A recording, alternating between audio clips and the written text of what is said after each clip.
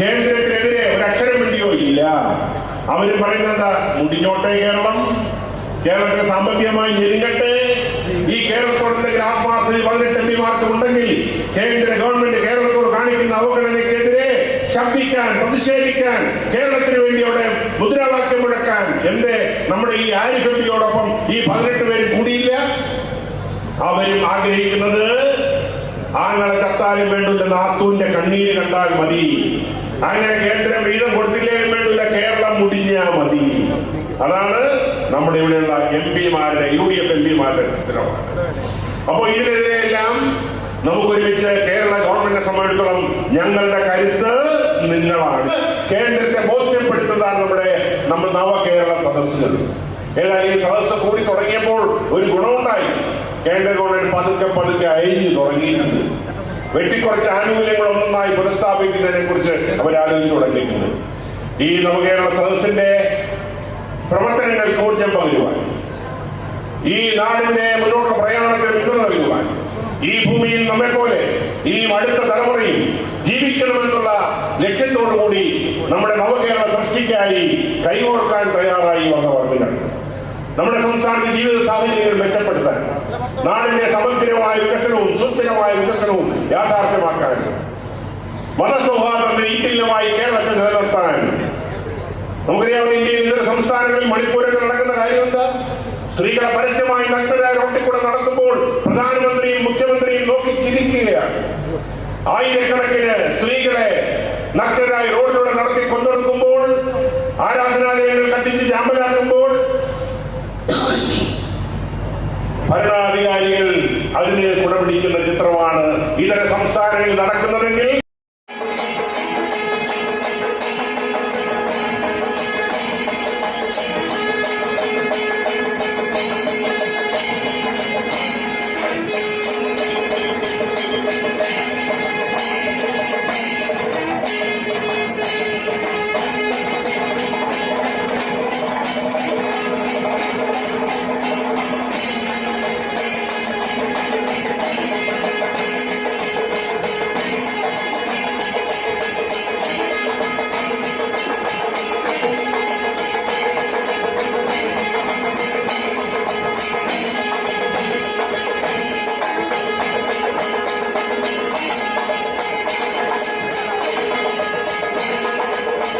പ്രിയപ്പെട്ട മുഖ്യമന്ത്രിയും മന്ത്രിമാരും ഇതാ കടന്നിരിക്കുകയാണ്.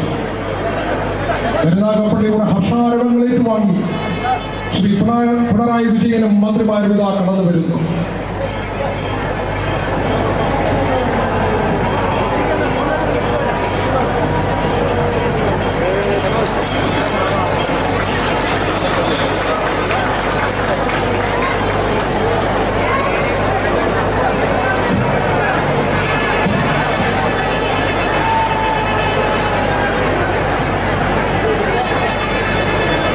കരുനാഗപ്പള്ളിയുടെ മണ്ണിലേക്ക് ഇതാ കേരളത്തിന്റെ മുഖ്യമന്ത്രി കടന്നു വരുന്നു.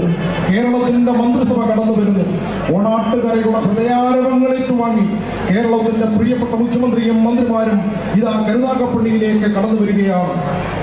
ഇവിടെ തടിച്ചു കൂടിയ ആയിരങ്ങളെ സാക്ഷി നിർത്തി ഓണാട്ടുകരയുടെ ഹൃദയാരവങ്ങളേറ്റു വാങ്ങി കേരളത്തിന്റെ പ്രിയപ്പെട്ട മുഖ്യമന്ത്രി ഇതാ കടന്നു വരുന്നു. കേരളത്തിന്റെ മന്ത്രിസഭ ഇതാ കടന്നു വരുന്നു.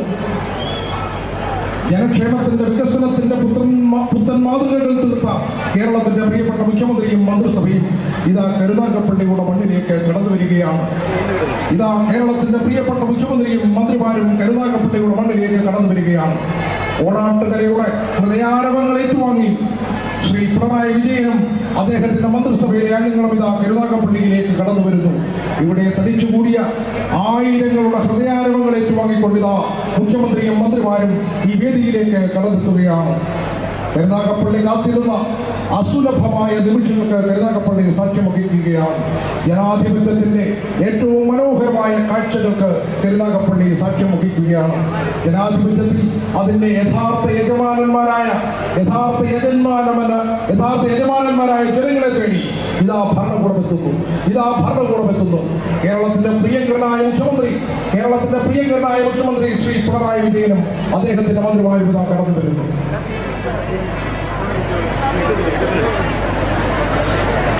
ആയിരങ്ങളെ സാക്ഷി നിർത്തി കേരളത്തിന്റെ പ്രിയപ്പെട്ട മുഖ്യമന്ത്രി ഇതാ കടന്നു വരുന്നു. കേരളത്തിന്റെ കടന്നു വരുന്നു. കേരളത്തിന്റെ ജനകീയ മുഖ്യമന്ത്രിയും മന്ത്രിമാരും കരുനാഗപ്പള്ളി നവകേരള സദസ്സിന്റെ വേദിയിലേക്ക് കടന്നു വരുന്നു.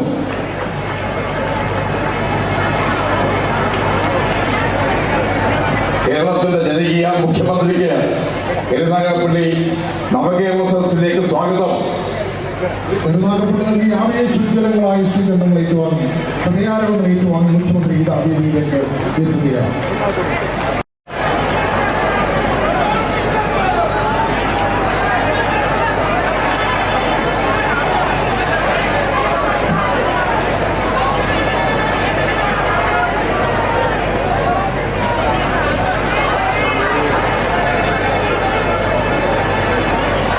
ശ്രീ PA മുഹമ്മദ് റിയാസിനെ ഏറെ ബഹുമാനത്തോടെ സ്നേഹത്തോടെ ഈ വേദിയിലേക്ക് സ്വാഗതം ചെയ്യുന്നു. ബഹുമാനപ്പെട്ട സംസ്ഥാന കൃഷി വകുപ്പ് മന്ത്രി ശ്രീ P പ്രസാദിനെ ഏറെ സ്നേഹത്തോടെ ബഹുമാനത്തോടെ ഈ വേദിയിലേക്ക് സ്വാഗതം ചെയ്യുന്നു. ബഹുമാനപ്പെട്ട വിദ്യാഭ്യാസ തൊഴിൽ വകുപ്പ് മന്ത്രി ശ്രീ V ശിവൻകുട്ടിയെ ഏറെ സ്നേഹത്തോടെ ബഹുമാനത്തോടെ ഈ വേദിയിലേക്ക് സ്വാഗതം ചെയ്യുന്നു. സംസ്ഥാന ഉന്നത വിദ്യാഭ്യാസ വകുപ്പ് മന്ത്രി ശ്രീമതി R ബിന്ദുവിനെ ഈ വേദിയിലേക്ക് ഹാർദമായി സ്നേഹത്തോടെ ബഹുമാനത്തോടെ സ്വാഗതം ചെയ്യുന്നു. സംസ്ഥാന സ്പോർട്സ് വകുപ്പ് മന്ത്രി ശ്രീ V അബ്ദുൽ ഈ വേദിയിലേക്ക് സ്വാഗതം ചെയ്യുന്നു.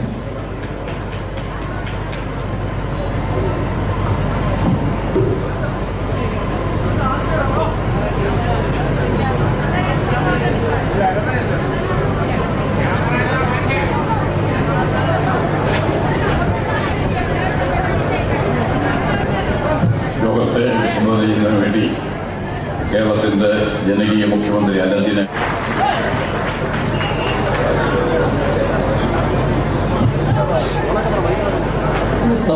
സഹോദരന്മാരെ, നവകേരള സദസ്സിന്റെ ഭാഗമായുള്ള എല്ലാ വിശദാംശങ്ങളും ഇവിടെ സംസാരിച്ചു കഴിഞ്ഞിരിക്കുക. നമ്മുടെ സംസ്ഥാനത്തിൻ്റെ നാം കാണേണ്ട ഒരു കാര്യം, നമ്മുടെ നാട് കുറേ കാലമായി ഈ സമീപനം കാണുകയാണ്. എല്ലാറ്റിലും നിഷേധ സമീപനം സ്വീകരിക്കുക. അത് ഇപ്പോൾ തുടങ്ങിയതല്ല. 2016 LDF സർക്കാർ അധികാരത്തിൽ വന്നപ്പോഴേ ഈ സമീപനം കോൺഗ്രസ് സ്വീകരിച്ചു വരികയാണ്. അവർക്ക്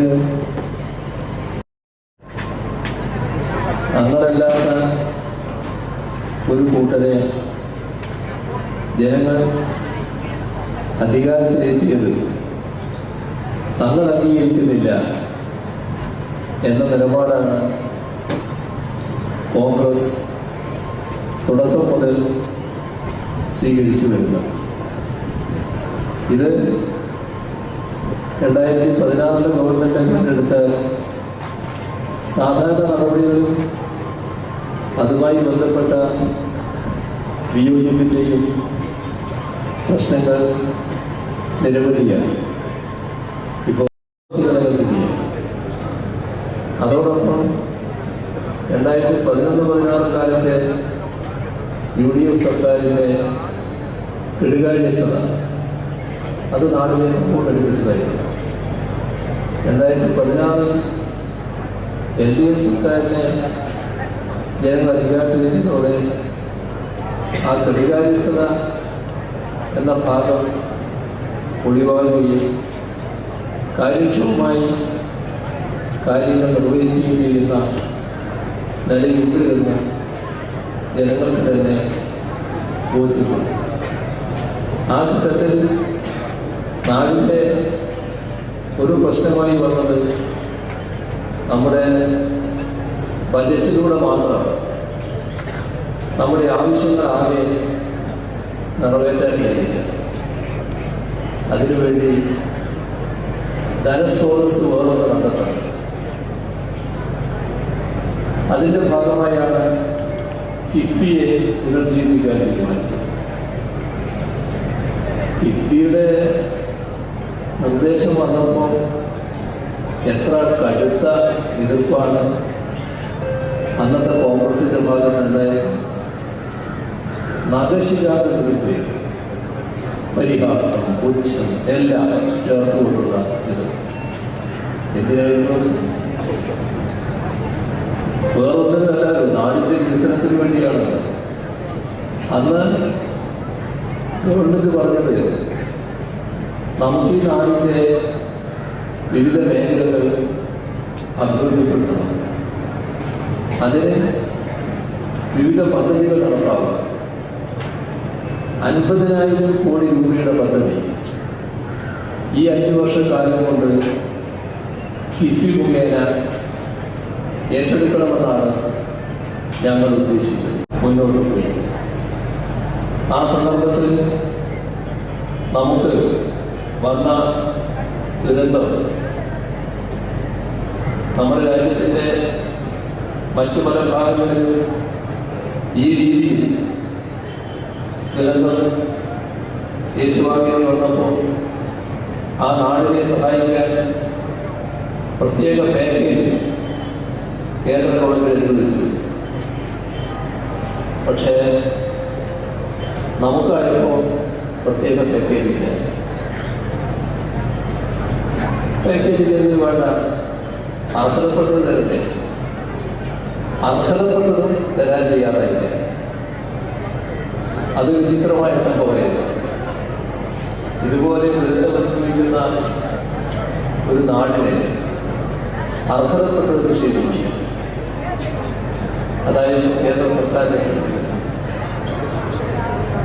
അപ്പോ ചില രാഷ്ട്രങ്ങൾ നമ്മുടെ നാടിനെ സ്നേഹിക്കുന്നവർ, നാടിനെ അടുത്തറിയാവുന്നവർ, അവര് എല്ലാറ്റിൻ്റെയും പരിശോധനയിലേക്ക് നമ്മൾ പോകണ്ട. ഗുജറാത്ത് നേരത്തെ ദുരന്തം ശക്തമായി ഏറ്റുവാങ്ങേണ്ടി വന്ന ഒരു സംസ്ഥാനമായിരുന്നു. അന്ന് അവിടെ മുഖ്യമന്ത്രിയായിരുന്നത് ഇന്നത്തെ പ്രധാനമന്ത്രി നരേന്ദ്രമോദിയാണ്. ആ ദുരന്തരിയായ ഗുജറാത്തിലെ മുഖ്യമന്ത്രി പ്രധാനമന്ത്രിയായിരിക്കുമ്പോൾ കേരളം നേരിടുന്ന ദുരന്തത്തെ അന്താരാഷ്ട്ര തലത്തിൽ സഹായിക്കാൻ രാജ്യങ്ങൾ തയ്യാറായപ്പോൾ ഞങ്ങളൊരു സഹായവും സ്വീകരിക്കില്ല എന്ന് ഇന്ത്യ ഗവൺമെന്റ് മറുപടി പറയുന്നു. എത്ര മാത്രം വിവേചനപരമായാണ് കേരളത്തെ സമീപിക്കുന്നതെന്ന് ഇത് കാണിക്കുന്നത്. ഇതേ ഘട്ടത്തിൽ വിദേശ രാഷ്ട്രങ്ങളിൽ കഴിയുന്ന നമ്മുടെ പ്രവാസി സഹോദരങ്ങൾ അവർ കേരളത്തെ സഹായിക്കാൻ മനസ്സ് കാണിക്കുന്നു. ഞങ്ങള് നല്ല രീതിയിൽ സഹായിക്കാൻ പറ്റും. നിങ്ങൾ ആരെങ്കിലും ഒരാൾ, ഏതെങ്കിലും ഒരു മന്ത്രി ഇങ്ങോട്ട് വന്നാൽ അത് ഞങ്ങൾക്ക് കൂടുതൽ സഹായകമാണ്. ഈ പ്രവർത്തനത്തിന് അയക്കാൻ തീരുമാനിച്ചു.